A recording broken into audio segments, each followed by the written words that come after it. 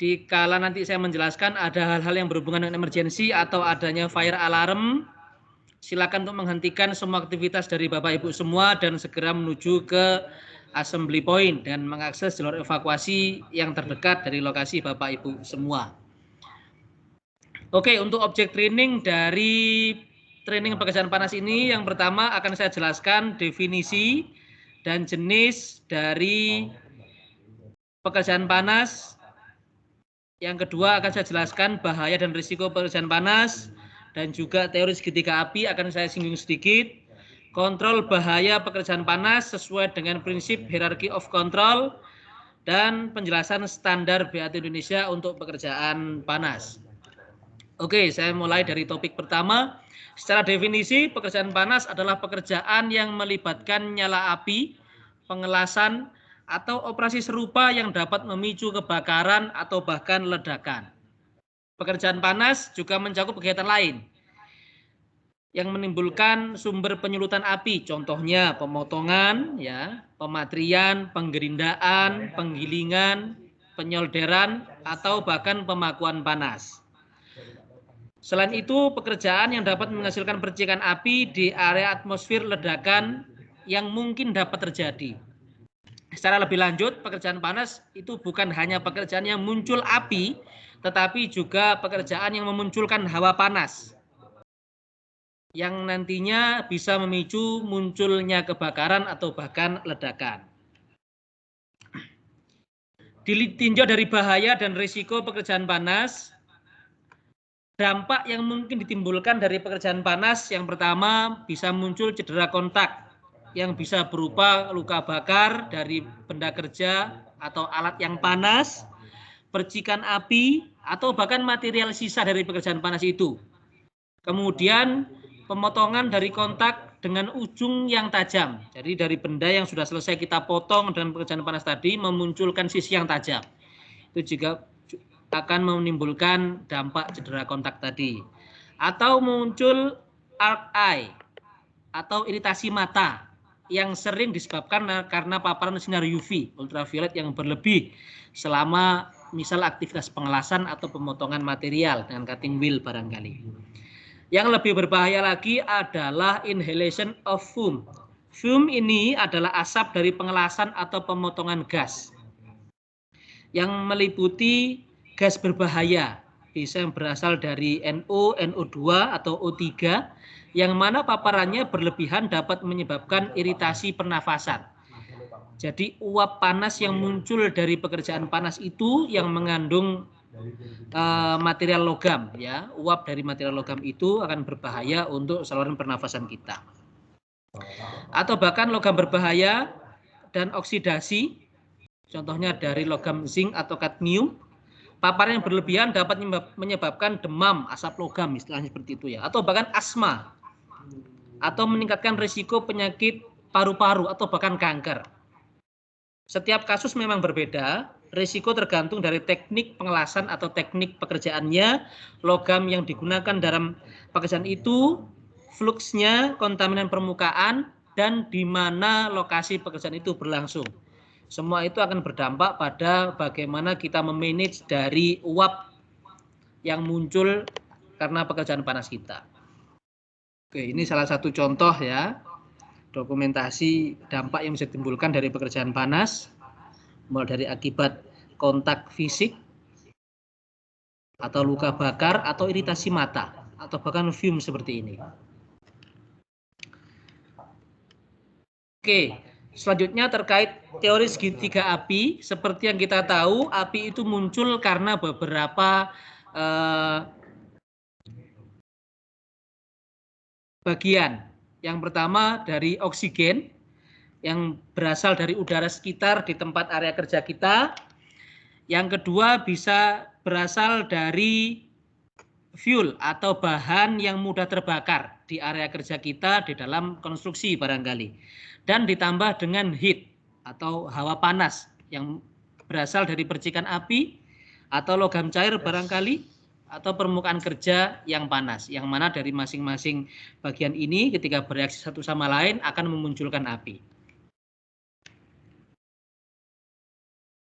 Untuk bahaya bahan bakar selama pekerjaan panas, yang dimaksud bahan bakar adalah setiap bahan yang mudah terbakar yang dapat dinyalakan. Bahan mudah terbakar yang paling umum adalah bahan-bahan konstruksi bangunan seperti partisi, atap, dan lantai. Setiap bahan di sekitar aktivitas pekerjaan panas yang bisa tersulut api bisa dikategorikan dalam bahan bakar tadi. Untuk bahan lain yang juga mudah terbakar di area kerja kita di BAT Indonesia ini seperti kertas, ya, plastik, kain, atau mungkin adanya bahan kimia, atau yang lebih sering kita temukan karena area operasional manufacturing kita adalah tembakau atau debu-debu tembakau. Tentu itu semua termasuk dalam bahan yang mudah sekali tersulut api sehingga menimbulkan kebakaran. Atau secara material alami yang ada di tanah seperti rumput kering atau semak belukar juga menjadi bahan-bahan yang sudah terbakar. Nah, makanya ini perlu diperhatikan untuk semua aktivitas yang berada di luar ruangan. Tentu bisa menjadi fokus dalam mitigasi bagaimana kita merapikan atau menyiapkan lokasi kerja kita, jangan sampai ada rumput kering atau semak-semak belukar tadi. Yang mana itu bisa memunculkan api bila terdapat masuk percikan api sekalipun. Kemudian ditinjau dari percikan api secara teknis adalah sumber panas utama selama pengelasan dan pemotongan. Jadi lebih sering munculnya kebakaran di lokasi kerja itu adanya percikan api yang tidak terkontrol, yang kemudian jatuh pada benda-benda yang sudah terbakar tadi. Yang mana percikan api dapat merambat hingga 10 meter atau bahkan lebih jauh lagi ketika dia terbawa hembusan angin. Percikan api dapat melewati atau tersangkut di celah atau bahkan di pakaian, di lubang-lubang pipa, atau bukaan-bukaan kecil seperti di lantai, di dinding, atau di partisi. Maka dari itu percikan api ini walaupun barangnya cukup kecil ya untuk kasat mata kita, tapi jika tidak terkontrol dia akan jatuh di celah-celah yang kecil, tidak menutup kemungkinan akan muncul sulut api di sana sehingga menimbulkan kebakaran.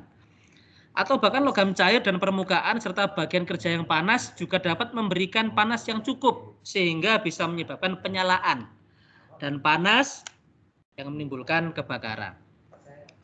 Kemudian ditinjau dari jenis peralatan yang lain, ya, panas itu juga bisa muncul secara sengaja karena api terbuka, contohnya korek api. Ya, maka dari itu di area BAT Indonesia walaupun kita secara production adalah tobacco, bahan bakunya tobacco dan hasilnya adalah sigaret, tapi kita memberikan pembatasan secara ketat lokasi-lokasi mana yang diperbolehkan untuk merokok. Hal ini agar memfokuskan sulut api yang secara sengaja difokuskan di masing titik-titik itu untuk menghindari memunculkan bahaya kebakaran.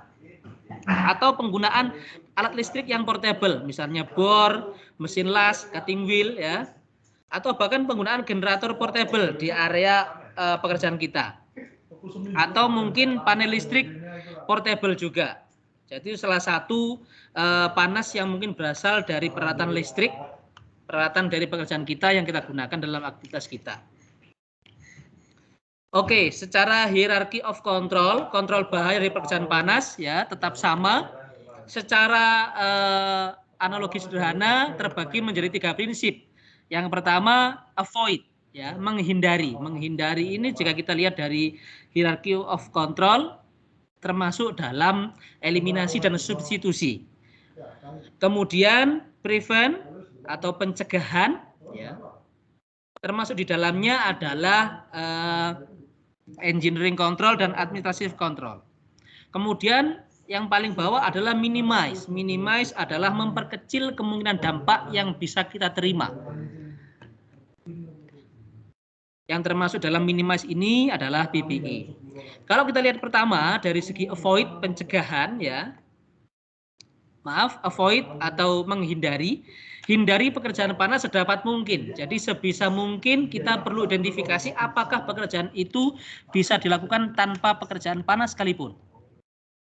Pertimbangkan semua alternatif yang bisa dilakukan sebelum menggunakan metode kerja panas. Contohnya nih, kalau seandainya kita perlu melakukan join, ya, welding join, mungkin kita perlu pikirkan apakah bisa menggunakan baut atau perekat. Hal ini akan menurunkan kemungkinan untuk aktivitas pekerjaan panas tadi.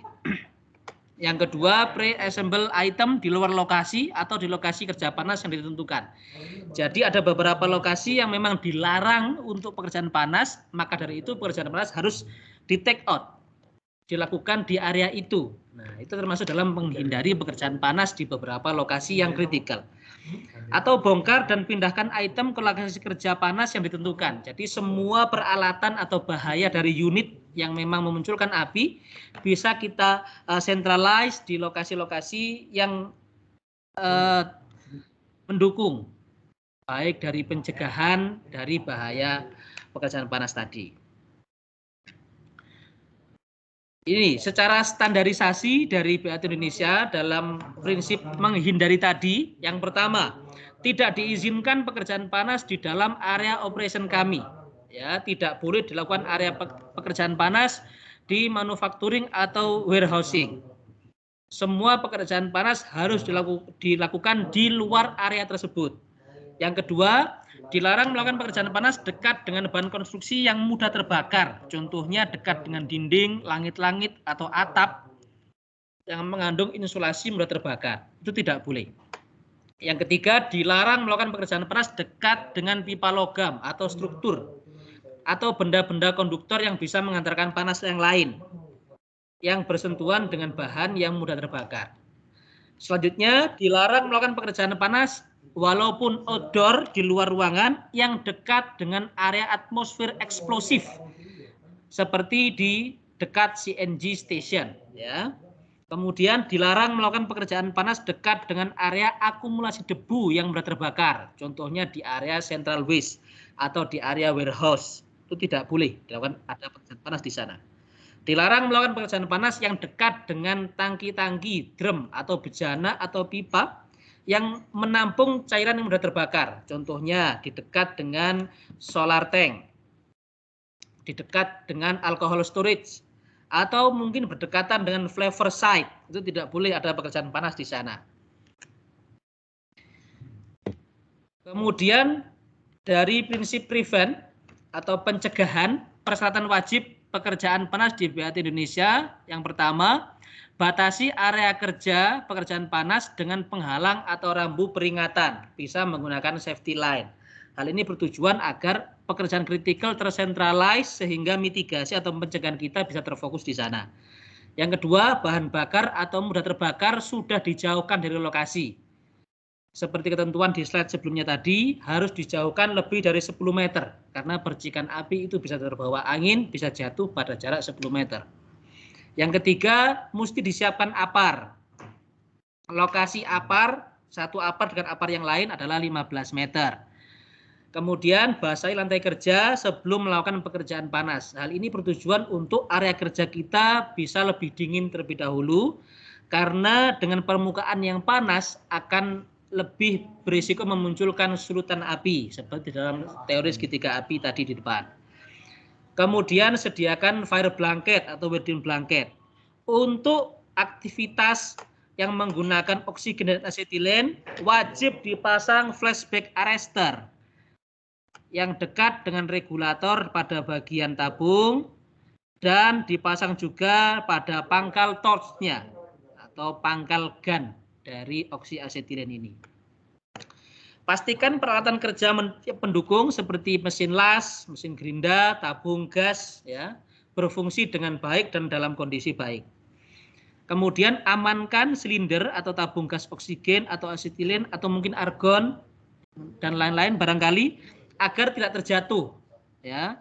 Silinder ekstra disimpan jauh dari area kerja langsung. Jadi mesti disiapkan tempat yang steril, kemudian disediakan sarana pengikat yang sesuai, bisa dalam bentuk cage ya atau kerangkeng seperti itu, atau pengikat dari bahan metal. Yang 9, dilarang menggunakan LPG untuk pekerjaan panas. Ini sudah tidak boleh lagi. Tidak boleh lagi ada penggunaan LPG di area premises kami untuk pekerjaan panas. Kemudian dalam radius 10 meter di lokasi kerja, bersihkan area dan singkirkan semua bahan yang mudah terbakar. cairan yang mudah terbakar, dan lain-lain. Buang dan bersihkan residu yang mudah terbakar, singkirkan dulu. Contohnya barangkali ada endapan minyak di sana. Gunakan lembaran atau penutup tahan api untuk mencegah partikel panas melewati bukaan di lantai dan dinding, pintu jendela atau jalur-jalur kabel. Jadi sediakan lokasi yang tersentralize untuk aktivitas pekerjaan panas yang mungkin memunculkan percikan api. Di area lain, baik itu di samping area pekerjaan panas kita, perlu dipertimbangkan untuk menghapus atau menghilangkan atau bahkan menyingkirkan semua bahan yang sudah terbakar. Dari sisi berlawanan dari dinding, bisa dari dinding yang di sampingnya atau di sisi dinding yang di baliknya. Jika cairan atau uap atau gas yang sudah terbakar mungkin ada, pastikan ada pengujian udara dulu oleh personil yang terlatih untuk memastikan tidak adanya atmosfer yang dapat meledak. Ini bisa kita bahas lebih lanjut dalam training pekerjaan ruang tertutup atau confined space, karena di sana ada perlu analisa lebih lanjut terkait gas yang mudah terbakar. Kemudian dari prinsip yang paling bawah dari segitiga awal tadi adalah minimize atau minimasi yang berbentuk proteksi kebakaran maupun pengawasan dalam kebakaran. Yang mana dalam minimasi ini akan lebih bersifat preparing to action. Ketika dalam action pekerjaan itu, yang pertama dilihat dari sebelum bekerja, pastikan risk assessment izin kerja panas sudah dibuat dan sudah disetujui. Kemudian QRP disusun sebelum bekerja ketika briefing bersama dengan supervisor, pengawasnya, tim safety-nya, dan para pekerja. Dan JSA disosialisasikan kepada pekerja. Kemudian penting juga pastikan pekerja sudah diberikan training hot work, pekerjaan panas untuk pekerjaan panas yang akan mereka lakukan. Pastikan peralatan atau fire blanket dengan jenis yang benar dan jumlah yang cukup mudah dijangkau. Kemudian perlu diidentifikasi juga apakah ada sistem fire device di lokasi tersebut. Jika memang ada, maka perlu menonaktifkan sementara sistem fire device, baik berupa fire detector di lokasi itu dengan mengajukan permit izin gangguan sistem kebakaran.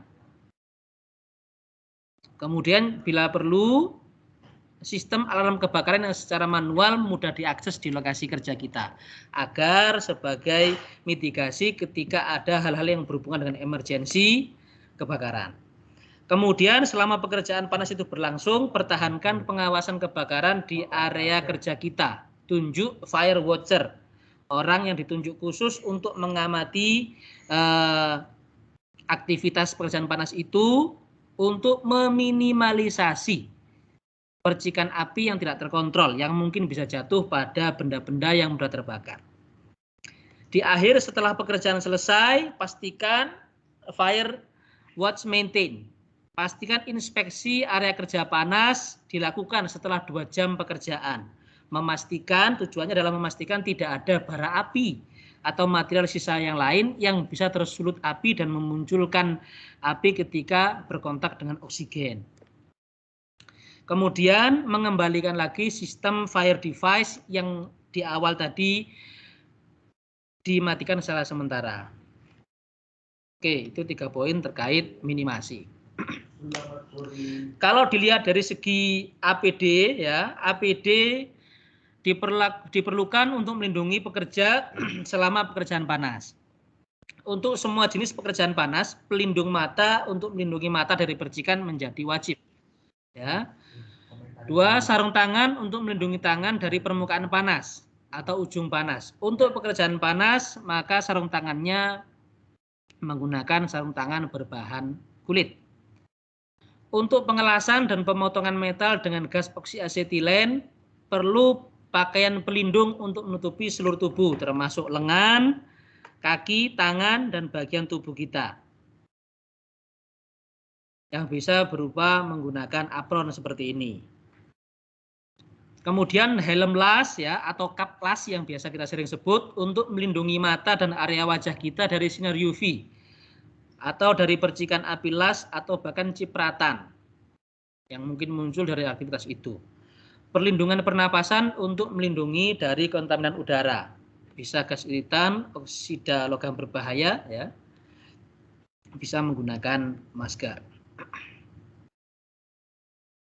Oke, secara summary ya, sebelum pekerjaan dimulai, untuk performing authority dan para pekerja yang bersangkutan perlu melakukan risk assessment, penilaian risiko dulu, identifikasi bahaya dulu.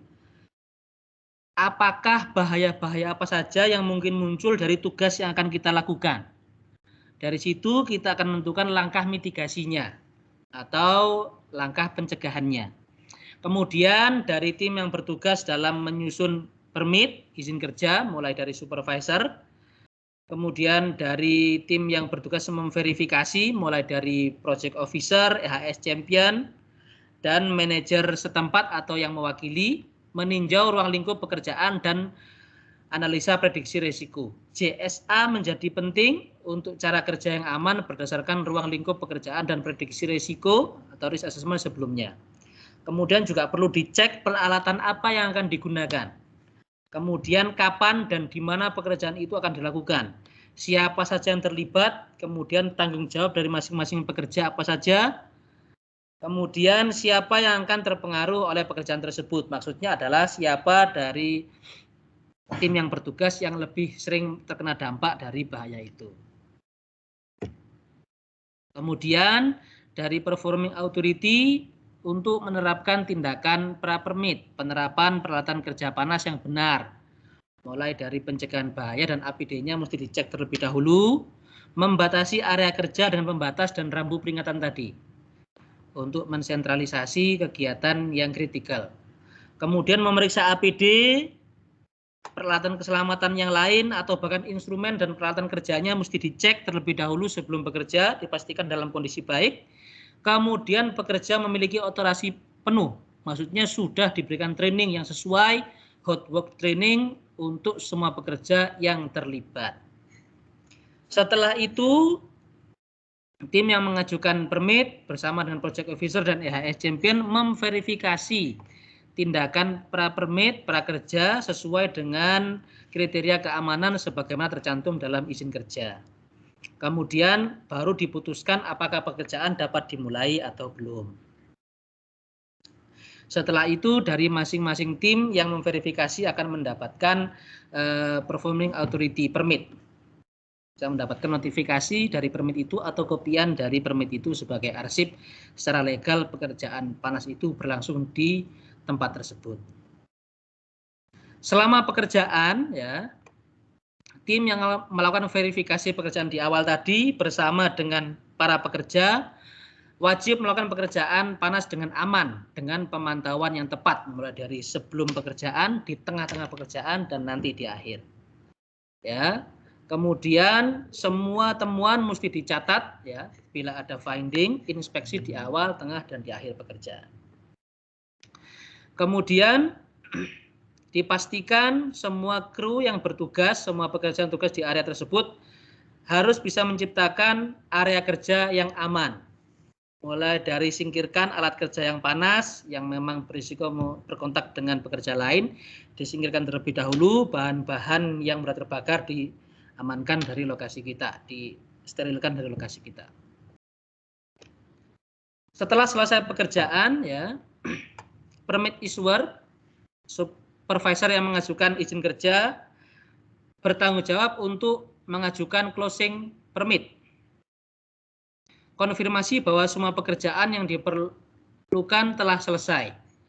Kemudian konfirmasi apabila ada sistem yang dikembalikan normal kembali, contohnya fire device barangkali, maka perlu dikonfirmasi kembali untuk diaktifkan kembali. Kemudian perlu konfirmasi atau pengecekan di akhir. Setelah itu diskusikan langkah-langkah pasca permit bersama dengan performing authority atau project officer dan dapatkan kesepakatan mengenai agenda pekerjaan panas ke depan barangkali akan dilakukan di hari berikutnya. Kemudian dari situ performing authority atau project officer akan mengimplementasikan semua langkah action plan yang sudah ditentukan di awal tadi.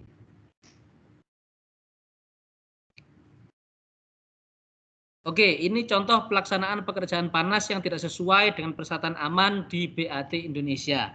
Ya, seperti yang Bapak Ibu bisa lihat di dalam foto ini, pekerjaan panas ini berada di dalam lokasi kerja yang sangat berantakan, yang mana benda-benda yang sudah terbakar masih terlihat berserakan di samping-sampingnya. Tentu ini berisiko tinggi memunculkan kebakaran di lokasi tersebut. Kemudian di gambar yang tengah ini, pekerjaan panas sudah disterilisasi, tetapi barikade pemisahnya terbuat dari bahan plastik yang mana bisa memunculkan kebakaran bila ada api yang terpercik ke belakang atau terpercik ke samping.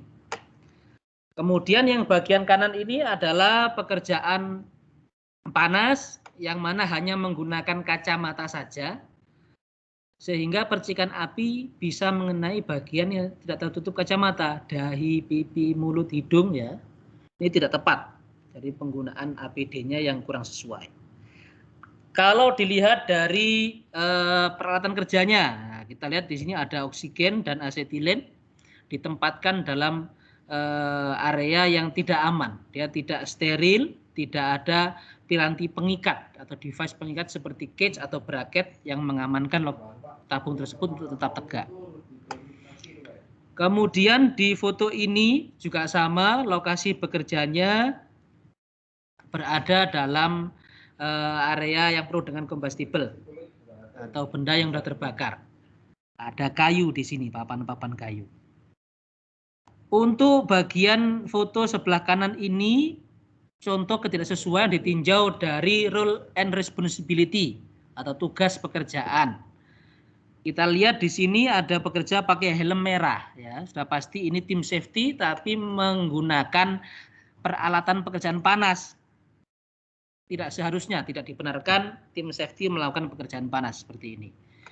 Atau yang sebelah kanannya memakai helm putih. Helm putih adalah supervisor. Jadi supervisor memang ditugaskan untuk pengawas pekerjaan.